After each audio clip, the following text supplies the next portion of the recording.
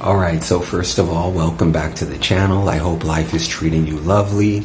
Let's get into what I want to talk about today, which is going to be, how is Israel going during the month of August 2020? Now, all of you guys know that it's a bit of a crazy time around the world. That's not a surprise. And so Israel is no different, except perhaps, from what I've heard, we're one of the few countries that's very high up on the list of sort of dangerous places right now as far as the whole situation is concerned, right? So in October, this is a key element in everybody's life, primarily because the ministry or the parliament, let's say, the parliament has decided that Israel should be on lockdown, meaning we are on a high status here. And life has definitely taken a twist and a turn as far as everything that you're engaging with.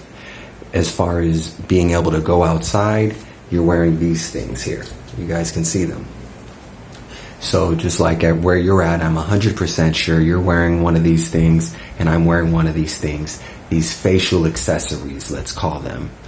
And that's happening definitely during the month of October. But aside from that, I want to say Hag Sameach to all of you, because we are actually inside of the Israeli holiday season, the Jewish holiday season.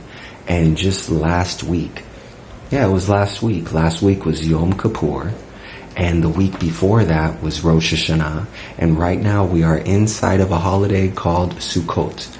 These are three very old Jewish traditions. And so this holiday season, I'd like to say happy holidays to you. But also I'd like to tell you and inform you that certainly the situation, meaning the real situation, is impacting the way that families are gathering. And of course, during holiday season, you would expect a lot of families to gather. It just makes sense.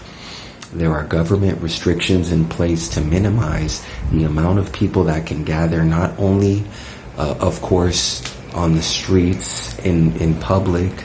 All these various locations are shut down right now, but also at religious sites, meaning literally temples, or Beit Knesset, as they're called here, temples. And so sort of churches, for those of you who don't know. There is a limited amount of people that are allowed to gather during these religious ceremonies, and it is causing a lot of conflict inside of the government. Me personally, I'm not religious, so I'm not overly concerned about it, but it is certainly a real deal thing going on here in Israel.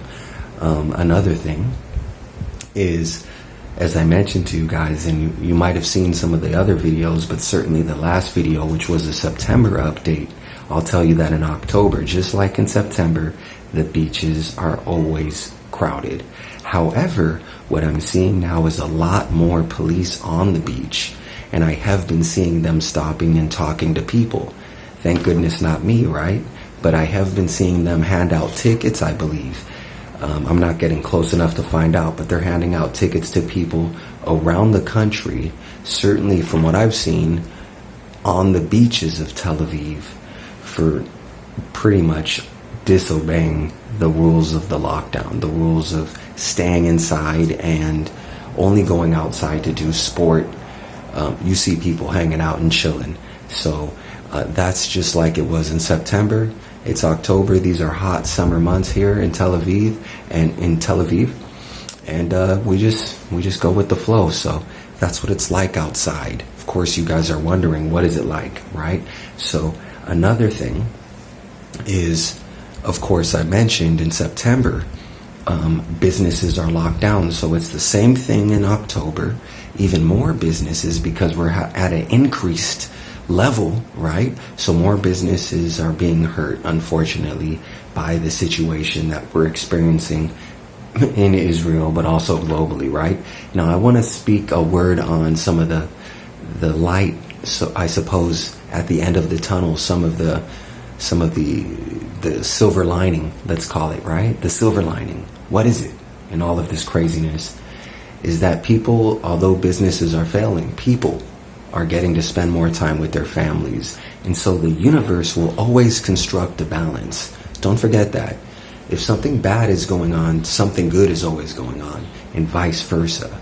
And never forget the balance of the universe playing out on so many different levels, including on this crazy 2020 thing in October in Israel. I did get a chance for any of you guys who are thinking about moving to Israel, for any of you who are thinking about making Aliyah to Israel. Most of you guys are in America. So I want to tell you, although the craziness is going on in October in 2020 in Israel, you still are able to make Aliyah. The offices are still open and fully running. The offices are open and fully running. And what I want to do is I want to add a link to a video that I saw that really breaks down how they're handling the Aliyah process during a time like this. And I know you guys will find it valuable. So if you are thinking about making Aliyah, and I could elaborate and tell you what's in this very short video, but I figure I'll just add the link down below. So don't forget to check that out at the end of this video. Don't forget to subscribe. Don't forget to hit thumbs up. Stay tuned for more updates about what's going on in Israel, more videos about what it's like to move to Israel from America. Stay tuned for some motivational videos. Write down below in the comments if you have any questions. I answer every question personally. And other than that, you guys take care and have a great day.